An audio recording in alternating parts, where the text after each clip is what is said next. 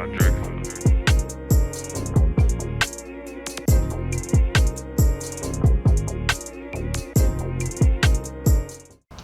Honestly, we connected. Was it through Q? Or Doe? That's possible. I would probably say more through Q.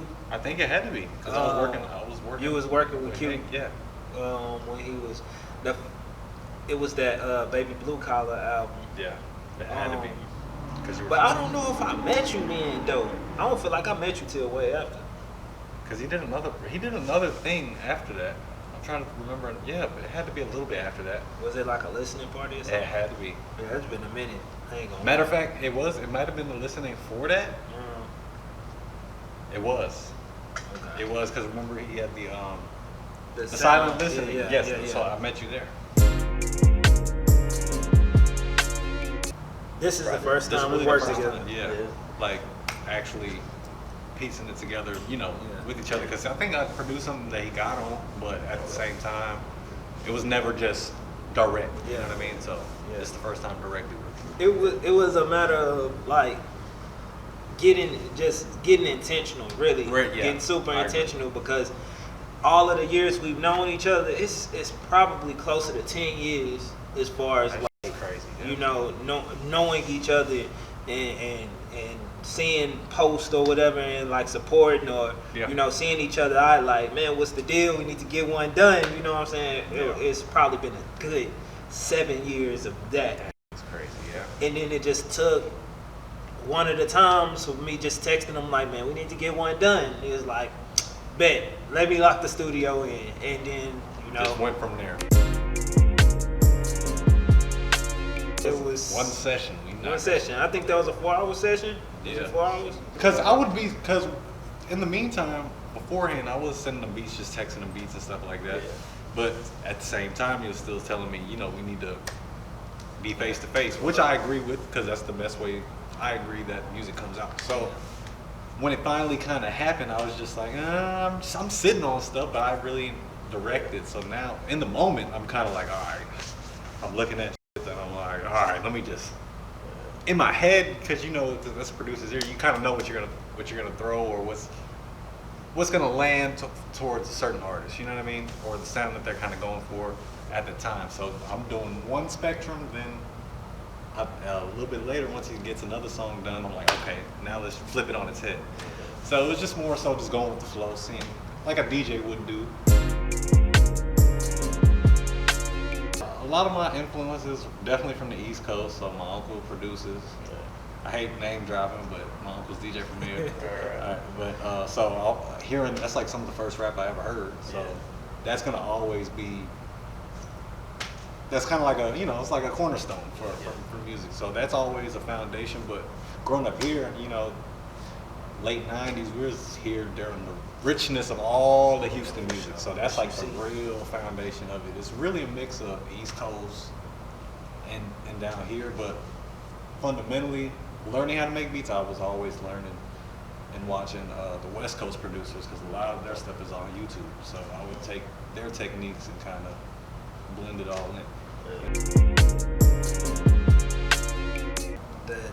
I'm like the 5th generation of hip hop. You know what I'm saying? Yeah. So like, it's already that went through the cycle of everything. East Coast, West Coast, Midwest, Dirty South. So I'm like a whole combination of all that because it was all in my pop's car growing up. You know what I'm saying? So like, I've always liked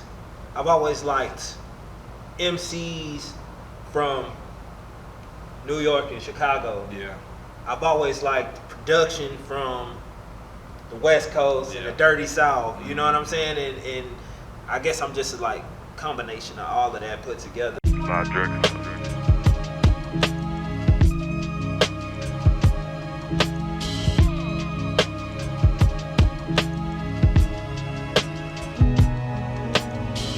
No friends, no worries, man.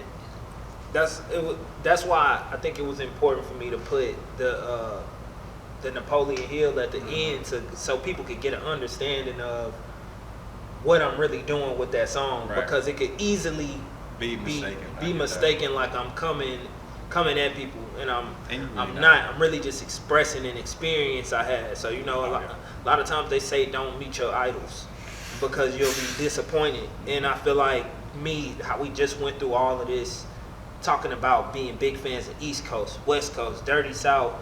Once I got to a place in hip hop where I was able to rub shoulders with certain people that I looked up to coming up, and I didn't get the reaction like I thought I would get. It's always like that too. Yeah, it was just like that was those experiences. That's literally just factual experiences that I've had, but it's not nothing where I hold against people because they're people at the end of the day. Yeah. They probably just didn't have a good day or whatever. Yeah. But I Everybody just has a life, wanted to express how I felt in the moment, because it might be somebody else on a come up that run into somebody that they thought was gonna be like, hey man, you're the next guy to uphold Houston hip hop, and give them that type of energy. And then they don't get that energy. They may get like the opposite. It can be a dream killer sometimes for some people. Exactly. So just wanted to express myself, because it's a difference between expressing for people to react. And that's what artistry is too. You're getting it off your chest. A lot of times you're not trying to mask all the stuff at that point. It's not authentic music. So it's just like, it's an experience at the end of the day. It's not a direct shot at anybody. Sly Drexler.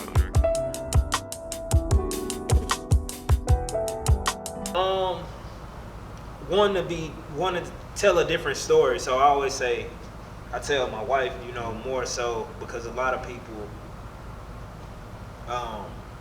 don't understand what it's like to go through certain things.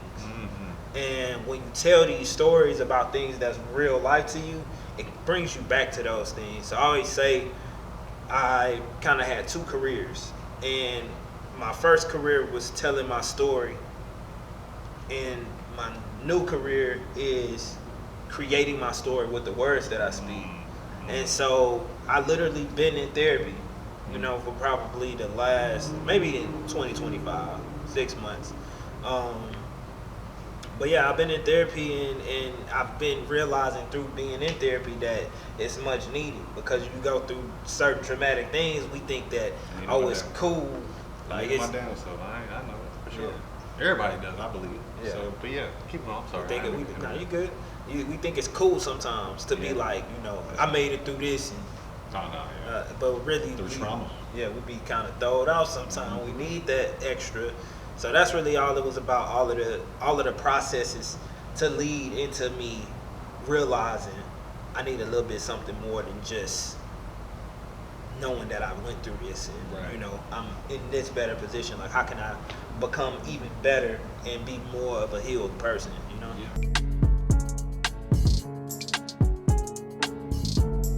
When I heard the beat, so I knew I was looking for something out of left field. Everything else on the project is pretty like straightforward hip hop. Like you don't vibe to it, you can ride to it. But with that, I was like, how can I get as creative as possible? I knew it was one I wanted to just challenge myself on. Everything else is like, I really want to give y'all something that you could ride and be motivated to.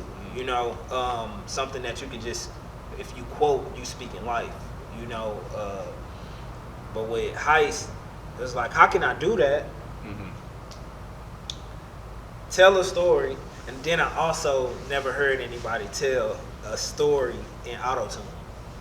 So I was and then like, in sequential order, numerically. Yeah. There's layers to the shit, man. That's why I'm like, God dang. Yeah, I just wanted to challenge myself, man, as an artist, and I feel like I've told stories with straight up just bars before. Yeah. And I feel like I've also, harmonized on song.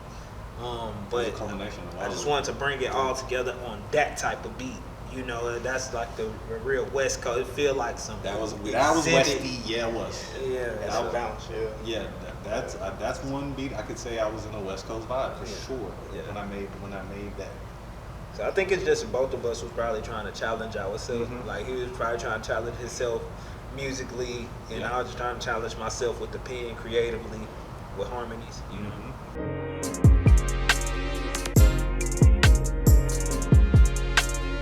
Grand Prix, you know, it's the grand prize, and you know, just wanted to be really intentional, really intentional, really affirmative, and that's kind of what I mean by the tale of two careers. You go back to Westview Quake Kids, you go back to Sunrise of a Bride Gate, all of my catalog, you know, before a certain point, it was just me telling, you know, stories about growing up, how I grew up, things that I witnessed and everything, and that's always gonna be there. But now it's a little bit more like, you know, I'm planting my seeds and watering daily. You know, that's really for real. Yeah, I'm speaking that. You know, speaking it, and it's still showing too within the work. Right. You know what I mean? Yeah. Right. 100%. So that was my intention with Grand Prix, man. Just, you know, give people something to ride to, something that's quotable, boom, and catchy, but also when you quoting it, it's something that can actually bring life into your reality. Words of affirmation, pretty much. We got some stuff in the works. As far as BuddieRoe, I definitely got a single that I want to drop next. It's a really important single called "Stay the Course." You know, if it all aligns, that will be the very next thing. But as far as this is for sure volume 1 of a. Yeah, we gonna keep on cooking. It's a given at this point. Like I said, the way it happened was too fast, too easy. The way it happened, so it's just like when it's like that, it's like, come on. Top is at opportunity's door, I'm knocking. This mission is something to watch. I'm planting my seeds and watering daily. Ain't waiting for no one to save me. Know that I'm great, you can never persuade me. It's happening.